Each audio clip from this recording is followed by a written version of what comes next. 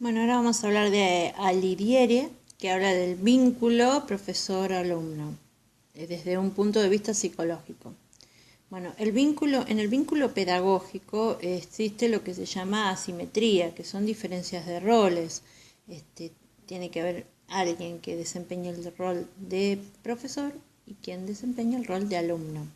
Y dentro de esa asimetría se produce lo que es una corriente subterránea entre ambos, que no es solamente dentro del vínculo, no solamente hay una transmisión de conocimiento, sino que también se producen distintos tipos de transferencia afectiva. ¿Qué es la transferencia afectiva? Bueno, es la reedición inconsciente de recuerdos de la infancia, de recuerdos y de vínculos infantiles, que son es reedición afectiva de vínculos, de los vínculos primarios, que se transmiten, se transfieren al objeto de nuestro deseo, que viene a sustituir a esos vínculos, los viene a reeditar, o sea, es una reedición de los vínculos primarios, punto.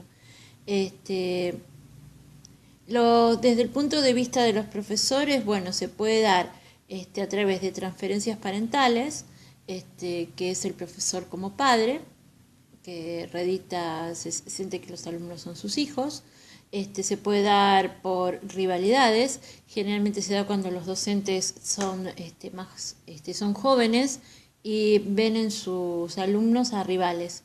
Y después también a través de, que es más intermedio, que son las alianzas fraternales, que es el caso del profesor joven que se siente apabullado porque no se siente reconocido por el titular de cátedra, porque no le pagan, etcétera. Entonces como que viene a aliarse con sus alumnos, que también son más o menos cercanos a su edad, para combatir al padre, que es el titular de cátedra.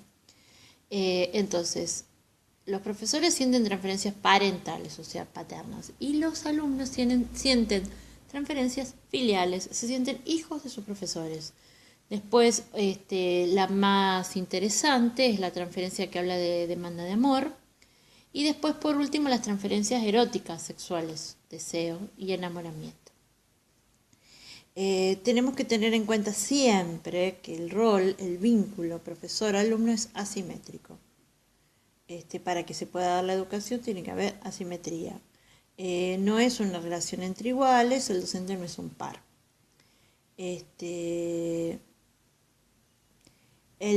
¿Por qué hay asimetría? Bueno, está claro, porque el adulto es afectivamente maduro y el niño es afectivamente inmaduro. Por eso la asimetría es necesaria, porque es también como una relación de protección hacia esa inmadurez.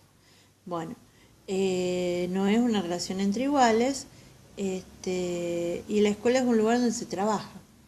Y tiene que haber obediencia y tiene que haber respeto. La escuela es un lugar donde se trabaja el conocimiento, donde se transmite el conocimiento. Entonces tiene que haber una relación de obediencia. La escuela es una herramienta sociabilizadora. Entonces tiene que haber una obediencia, tiene que haber un respeto, y por eso tiene que haber una simetría, y por eso la docencia está a cargo de adultos, no son los niños los docentes. Bueno, este,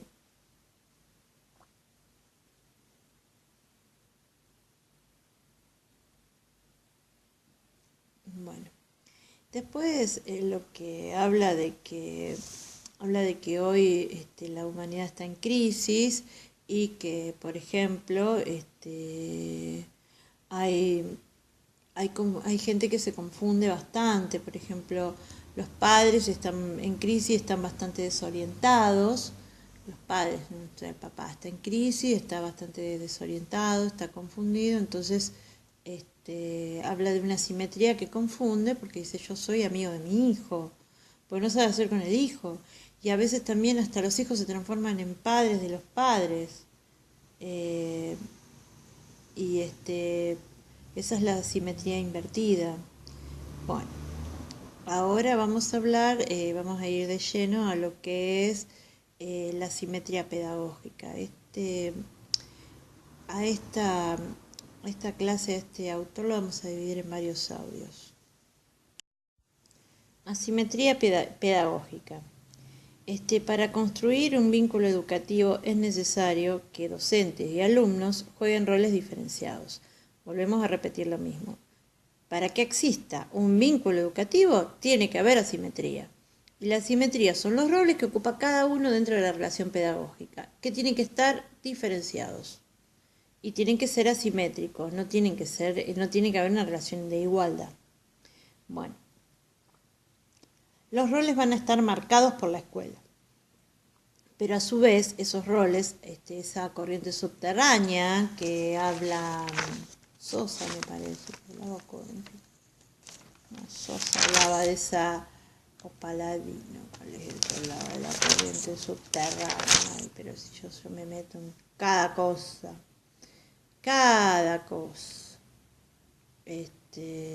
Bueno. Tenemos entonces dentro de la educación lo que es esa corriente subterránea, que es algo que escapa, es el malestar de la cultura, así que escapa al docente, y que es la transferencia, o sea, hay transferencias, se dan movimientos transferenciales y contratransferenciales. ¿Qué pasa con los docentes?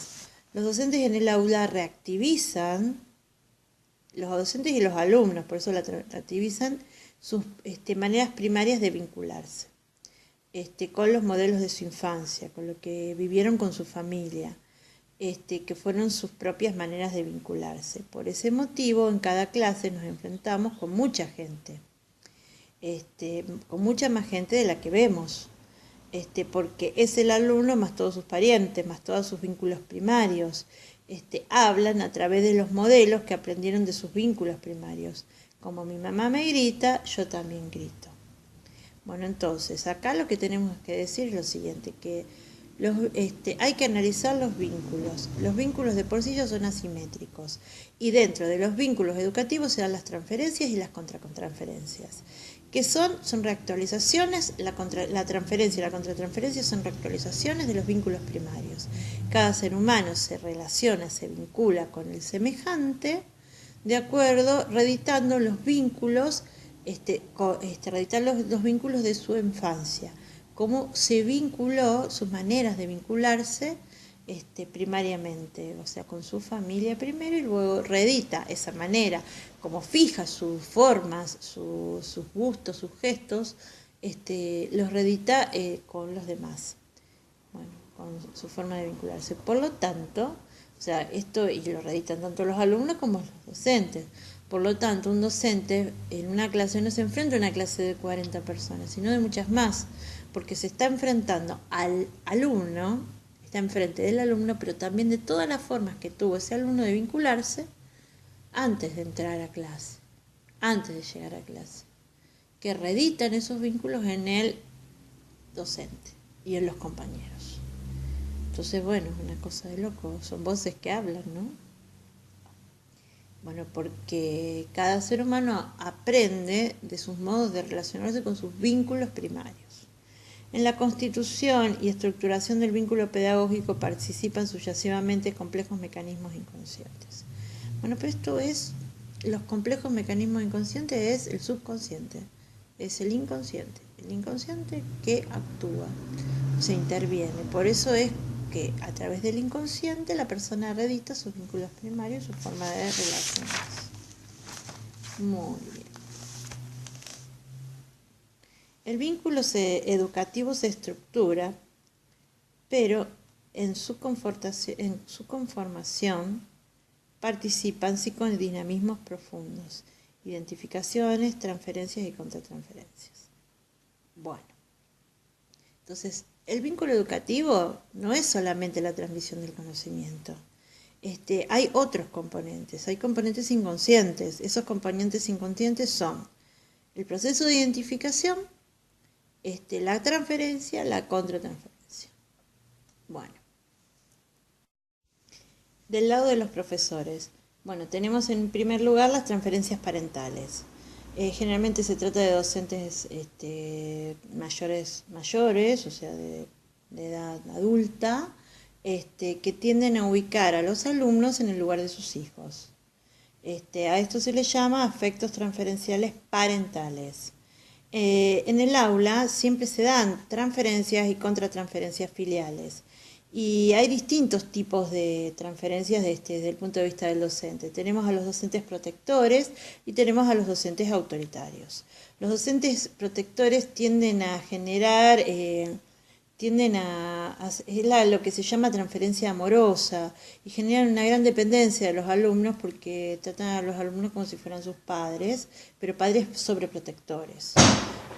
En cambio, los docentes autoritarios reeditan sus vínculos primarios con sus padres, que han sido autoritarios a su vez, y someten a los niños a orden, castigo, autoritarismo, y generan un vínculo de dominio-sometimiento. Y en el medio de este tipo de transferencias está el docente que hace totalmente lo opuesto a lo que vio en su casa. O sea, si en su casa hubo autoritarismo, se vuelve superprotector. Y si en su casa eran protectores, se vuelve totalmente autoritario. Digamos que se comporta de una manera totalmente contraria como fue tratado por sus adultos. Después también hay otro tipo de transferencia que es aquel docente que siente una fuerte identificación con un docente de su pasado, y reactualiza inconscientemente el vínculo con sus alumnos. O sea, digamos que se siente que es él el docente, actualiza el vínculo con sus alumnos porque sintió una fuerte identificación con él mismo. Estos son rasgos de una personalidad narcisista, que son profesores que se quedan pegados a su biografía escolar.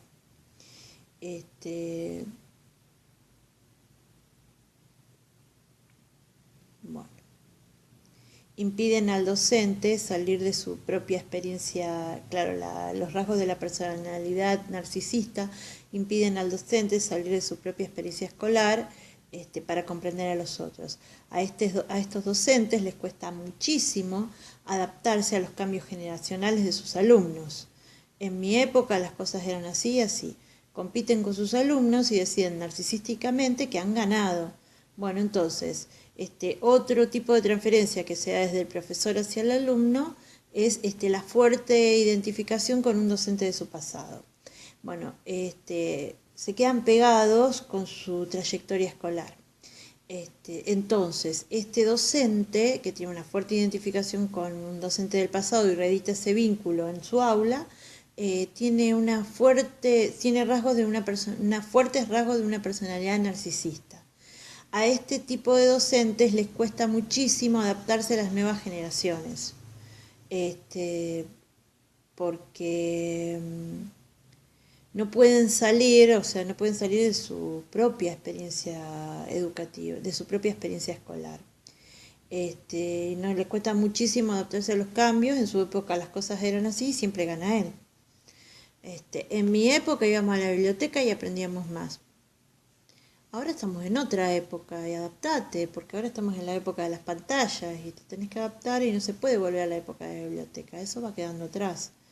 Bueno, hoy la educación, también hay que aclarar que hoy la educación está en crisis, porque muchos padres delegan la función paterna en los docentes, funciones parentales en los docentes. Entonces, cuanto más le delegan, porque muchos padres no educan a sus hijos en su casa, en las educaciones esas básicas del vínculo primario, entonces es como un caldo de cultivo para las transferencias parentales. O sea, que los docentes terminen siendo los papás de sus alumnos. Bueno, y después el tercer tipo de transferencia es las alianzas y rivalidades. Bueno, las rivalidades son las competencias. Tanto las alianzas como las rivalidades se dan en el caso de docentes jóvenes, recién recibidos, que tienen poca diferencia de edad con sus alumnos. Entonces, bueno, terminan haciéndose cómplices, generando alianzas con los mismos alumnos contra un titular de cátedra, por ejemplo. Entonces no son docentes, terminan siendo pares, alumnos. Como también existen tipos de docentes que aprovechan ese error y se vuelven déspotas. porque aprovechan la posición que tienen de autoridad, de poder, y se vuelven déspotas con sus alumnos, y que son sus rivales, que están compitiendo, ven en ellos un rival y no alguien a quien tienen que enseñar, ¿no? Bueno, otro caso: docente muy joven, cercano a los alumnos, se siente identificado con ellos. Son alianzas inconscientes para destronar al padre despótico, que es el titular de cátedra. Después también existen otros casos, rivales fraternos, claro, son hermanos, rivales fraternos, y se ponen en autoridad y tienen actitudes autoritarias, pero porque son sus rivales. Y después otro caso también tenemos del docente, que es joven y que encima es fustigado porque no cobra, porque va de honoren y tiene que desempeñar su actitud. Y entonces, ¿qué pasa? Los chicos lo captan a esto, esa posición de rivalidad, y se vuelven tiranos. Entonces el docente es como que que se termina emparejando el rol. Entonces no es sano esto, porque no hay asimetría posible. Bueno, ahora vamos a hablar de las transferencias del lado de los alumnos. Del lado del docente teníamos transferencias parentales. Ahora, del lado de los alumnos tenemos transferencias filiales. Las transferencias filiales se dan mucho en la escuela primaria y generalmente son muy intensas. Los docentes heredan por transferencia directa los vínculos primarios de los alumnos que tienen con sus padres. Entonces, los docentes por herencia transferencial, por herencia afectiva, heredan, o sea, los docentes heredan directamente el vínculo que los niños tienen con los padres. Bueno, muchos de estos docentes no están preparados para eso y se le van generando muchísimos conflictos.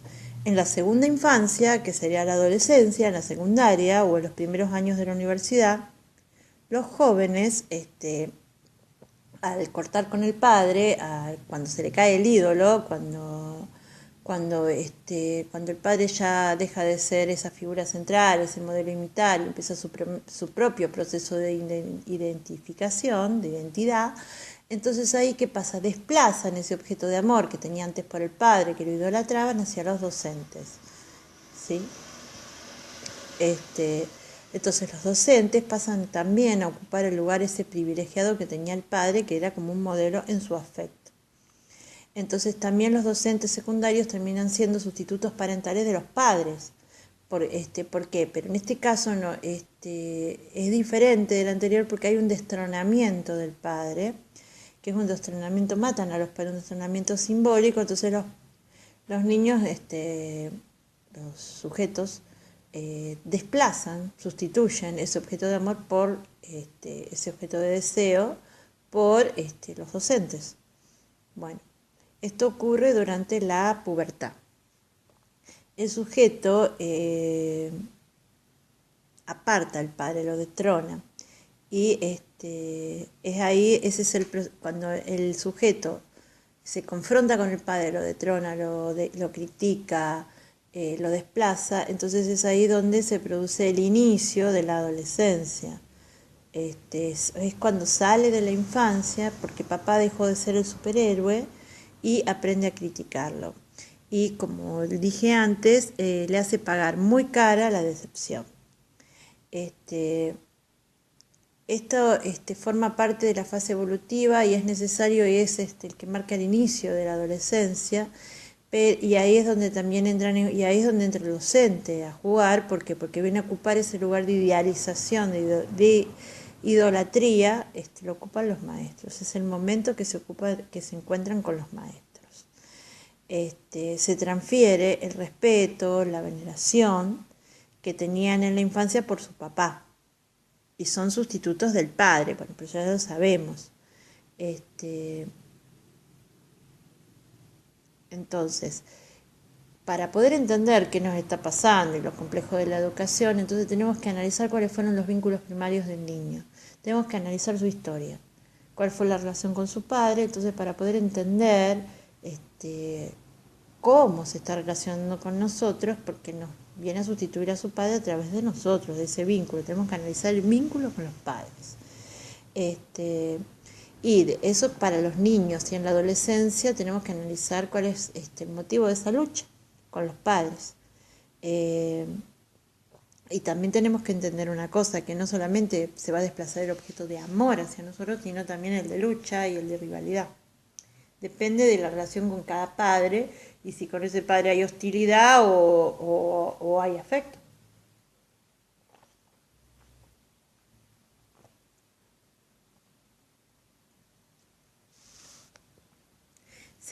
El caso de la hostilidad se da cuando el hijo, cuando el adolescente todavía no resolvió no ha resuelto la autonomía de los padres, o sea, todavía no se despegó. Entonces es el caso de que todavía el niño, cuando hay hostilidad frente a los docentes, es el caso de que todavía está en proceso, ese proceso de despegue de los padres, del padre, cuando todavía está en proceso de despegarse de su papá. Todavía hay una ambivalencia, ¿es mi ídolo o no es mi ídolo? Entonces está en el medio, hay unos conflictos, es hostil y esa hostilidad la transfiere a los profesores. Entonces lo que se extiende no es el afecto, sino el rechazo transferencial. Y ese rechazo transferencial no es solamente hacia el docente, sino hacia todos los adultos en general, con los docentes incluidos. Es una función defensiva que permite que la separación del adolescente de su padre sea más fácil. Porque es más fácil de separarse de alguien a quien se le da poco valor. Bueno, entonces, los afectos transferenciales adolescentes, que la adolescencia es una segunda infancia, el inicio, o sea, cuando se deja la infancia y se entra en la adolescencia desde el punto de vista psicológico, cuando el niño confronta al padre, cuando el papá deja de ser su ídolo y empieza a criticarlo, empieza a ver sus falencias, entonces ahí es como que lo destrona. Cuando destrona al padre, se inicia la etapa adolescente. Pero ¿qué pasa? Hay un vacío. Ese vacío hay que llenarlo con algo. Ese vacío de afecto se llena sustituyendo el afecto que sentía por el padre, empieza a admirar a su docente. Pero eso sí es positivo, sí es afectivo, pero también tenemos una transferencia con respecto, que es una contratransferencia hostil. Y esa hostilidad se da cuando el niño aún no ha resuelto. Esa hostilidad se da cuando el niño aún no ha resuelto el despegue, no se ha despegado de sus papás, no se ha despegado de su padre. Todavía no ha resuelto la angustia que le genera, o sea, no ha resuelto esa etapa de oposición al padre, todavía no está terminada. Entonces, eso, como no sabe lo que le pasa, genera hostilidad en su interior. Y esa hostilidad la manifiesta hacia el docente, pero también hacia todos los adultos en general. ¿Por qué? Porque es parte de la conformación de su propia identidad. Y para poder, dentro de ese proceso es más fácil el rechazar, o sea, es más fácil rechazar a lo que no se le da tanto valor. Otro tipo de transferencia que se da desde el alumno hacia el docente es la demanda de amor. Y es cuando analizamos las conductas en el aula, que pueden ser molestas, agresivas, hablar constantemente, preguntar, hacer preguntas tontas sin reflexionar lo que se está preguntando, fastidiar al grupo, desarmar los grupos, hacer que todos hablen, hacer lío, entran y salen ruidosamente de clase. Si estas conductas son esporádicas es una cosa, pero si estas conductas se vuelven habituales, o sea, se vuelven hábitos, los docentes debemos cuestionarnos cuál es su significado, porque en sí el alumno está mostrando un síntoma. Está mostrando un síntoma al llamar la atención. Los adolescentes y los jóvenes,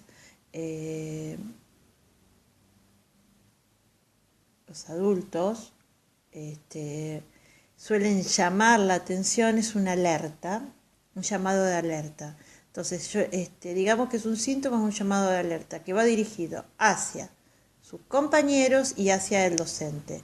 ¿Y cuál es ese llamado de alerta? Están buscando afecto, que no lo lograron encontrar en su casa, en su familia. Entonces están buscando afecto, por eso se llama demanda de afecto.